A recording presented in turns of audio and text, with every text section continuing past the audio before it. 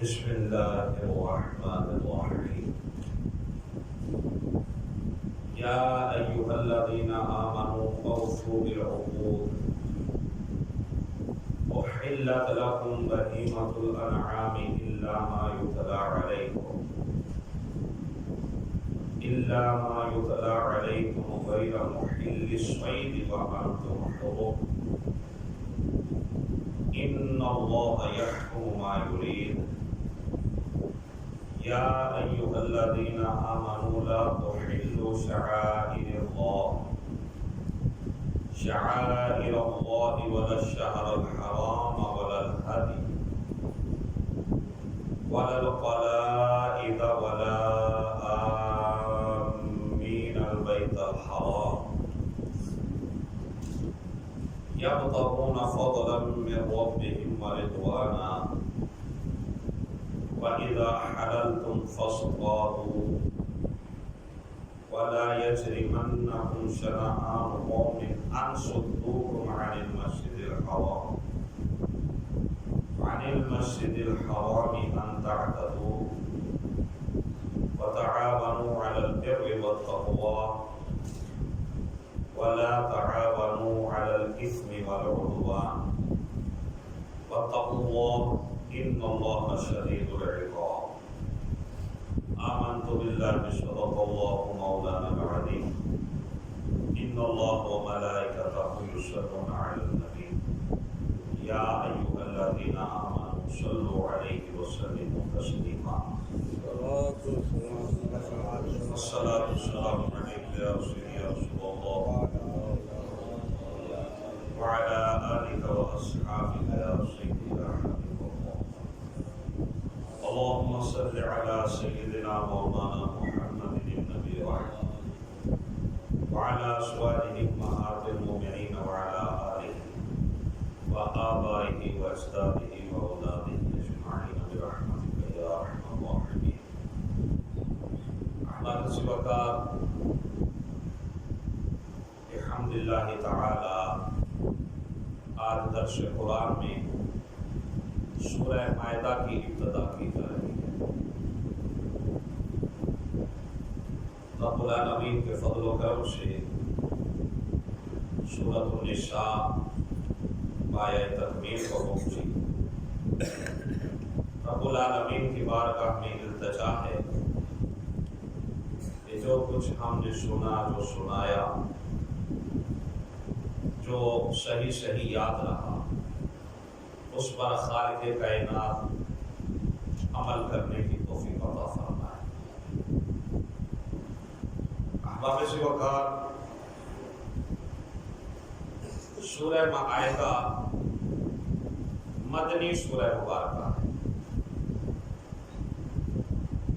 مدنی سورت سے مراد ہر وہ سورت ہے جو ہجرت کے بعد نازل ہوئی، وہ چاہے مدینہ منورہ کے اندر نازل ہو یا مدینہ منورہ کے بعد حالت سفر میں یا ایام حج میں خاص مکہ کے اندر نازل ہو. جو بھی صورت ہجرت کے بعد نازل ہوئی اس کو مدنی صورت کہا جاتا ہے. اور یہ سورہ مبارکہ بھی مدنی ہے کیونکہ یہ ہجرت کے بعد نازل ہوئی. اور اس سورہ مبارکہ کی 120 آیات اور 16 رکوع ہے. اس کی ابتدا خالق کائنات یا ایھا الذین آمنوا سے فرما رہا ہے.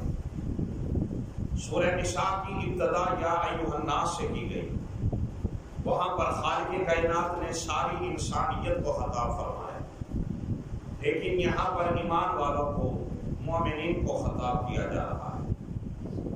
رب العالمین نے ارشاد فرمایا یا ایھا الذین آمنوا اوفوا بالعقود، اے ایمان والو اپنے عہد پورے کرو. اس عہد سے مراد ہر وہ عہد ہے جو بندے نے اپنے خالق سے کیا، انسان نے انسان سے کیا. رب العالمین ارشاد فرما رہا ہے کہ ہر عہد کو پورا کرو، ہر وعدے کو وفا کرو.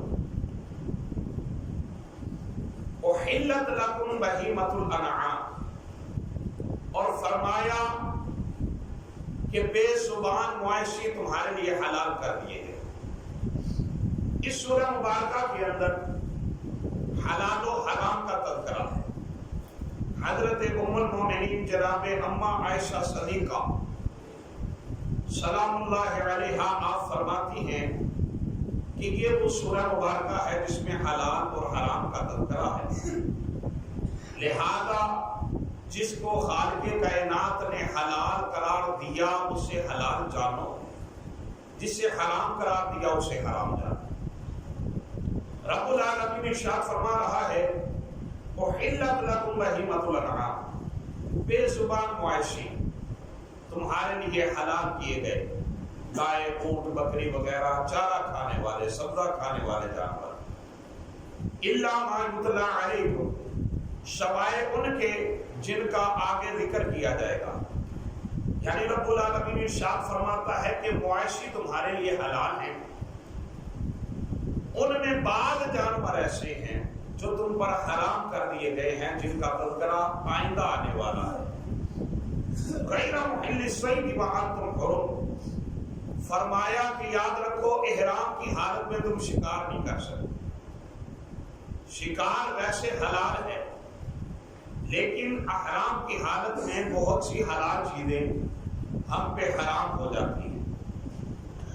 ان اللہ یحکم ما یرید، بے شک اللہ جو چاہتا ہے حکم فرماتا ہے۔ اب جو یہاں پر خالق کائنات نے ارشاد فرمایا ان اللہ یحکم ما یرید، اس میں بہت بڑی حکمت ہے، کیونکہ خالق کائنات اس سورہ مبارکہ کے اندر ان چیزوں کو حلال قرار دے گا جو عرب والوں نے قدیم زمانے سے اپنے اوپر حرام کر رکھی تھی، اور بہت سی ایسی چیزوں کو خالق کائنات نے حرام فرمایا جو عرب والوں نے حلال کی تھی، حرام کیا جو عرب والوں نے اپنے اوپر حلال کی تھی۔ تو خالق کائنات نے ارشاد فرمایا ان اللہ یحکم ما یرید، بے شک اللہ جو چاہتا ہے حکم فرماتا ہے۔ یعنی کوئی چونا چرا نہ کرے، کوئی یہ نہ کہے کہ یہ کیوں ہوا، کیسے ہوا، کس لیے ہوا۔ وہ قادر ہے، وہ خالق ہے، وہ مالک ہے، جو چاہے حکم فرمائے۔ سوال و جواب سے خالق کائنات نے مسلمانوں کو خبردار کر دیا کہ خبردار ہے، تم میری بارگاہ میں کوئی سوال نہیں کر سکتے، جو چاہوں میں حلال کروں، جو چاہوں حرام کروں۔ اور آگے فرمایا یا ایھا الذین آمنوا لا تحلوا شعائر اللہ، اے ایمان والو اللہ کی نشانیوں کی بے حرمتی نہ کرو۔ اللہ کی نشانیوں سے مراد وہی حلال حرام چیزیں، فرمایا کہ اللہ کی نشانیوں کی بے حرمتی نہ کرو، جس کو اللہ نے حلال کیا اس کو حرام نہ جانو، جس کو حرام کیا اس کو حلال نہ سمجھو۔ ولا الشہر الحرام، اور نہ ہی حرمت والے مہینے کی بے حرمتی کرو۔ حج کے مہینے میں قتال جو ہے وہ منع کیا گیا، حج کے مہینے میں قتال نہیں کیا جا سکتا، جہاد نہیں کیا جا سکتا، اور فرمایا کہ ایسا نہ ہو کہ اس مہینے کے اندر قتال کر کے تم اس مہینے کی بے ادبی کرو، بے حرمتی کرو۔ اس لیے فرمایا کہ جو اللہ کی نشانیاں ہیں ان کی اور حرمت والے مہینے کی بے حرمتی سے بچو۔ ولل ہدیہ، اور نہ ہدی کی، ولل قلائد، اور نہ قلاقہ کی۔ ہدی سے مراد وہ جانور ہیں جو حج اور عمرہ کرنے کے لیے لوگ جاتے ہیں اور قربانی اپنے ساتھ لے کر جاتے ہیں، اس کو ہدی کہا جاتا ہے۔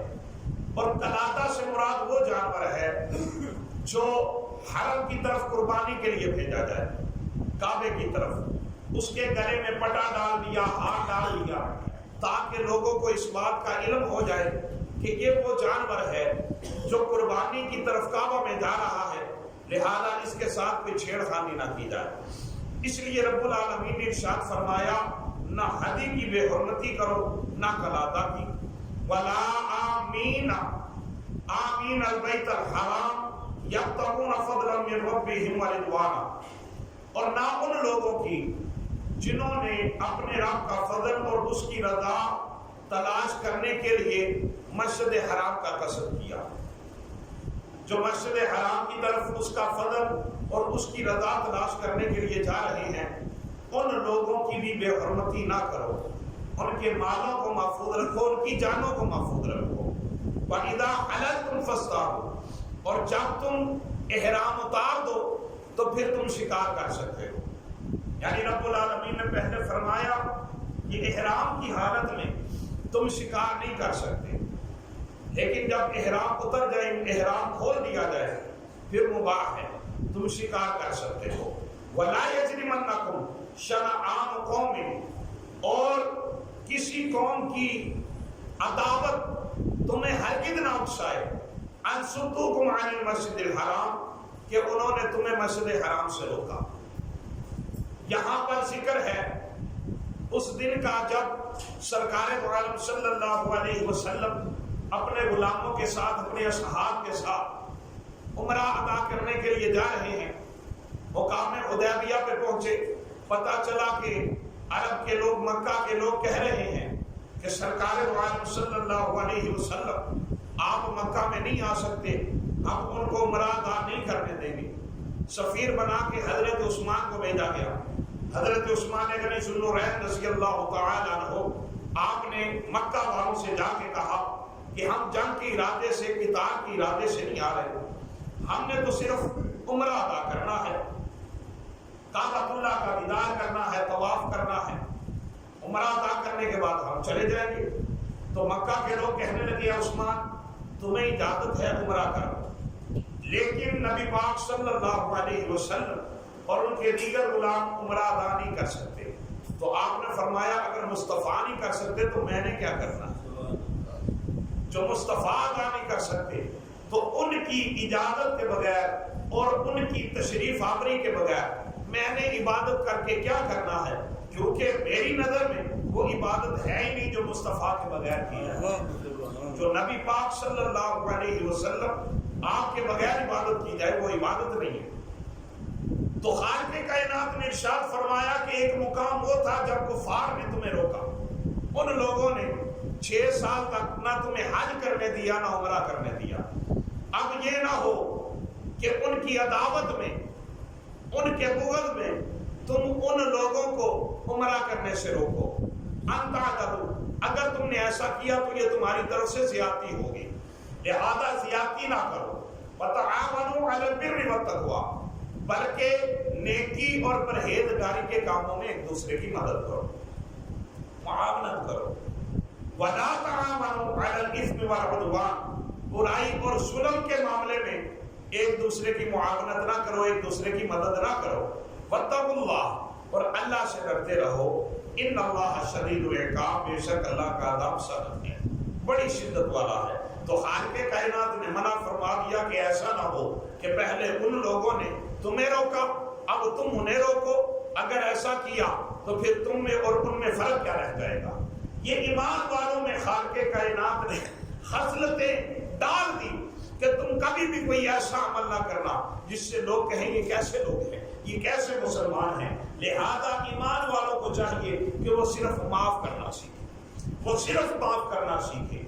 اگر وہ معاف کریں گے خالق کائنات انہیں معاف فرمائے گا، وہ رحم کریں گے خالق کائنات ان پہ رحم فرمائے گا۔ واتقوا اللہ، اس لیے اللہ سے ڈرتے رہو۔ ان اللہ شدید العقاب، اللہ کی پکڑ بڑی سخت ہے۔ مولا کریم سمجھنے کی توفیق عطا فرمائے۔ الصلاۃ والسلام علیک یا سیدی رسول اللہ وعلی آلہ وصحبہ یا سیدی یا حبیب اللہ۔ الصلاۃ والسلام علیک یا سیدی رسول اللہ وعلی آلہ وصحبہ یا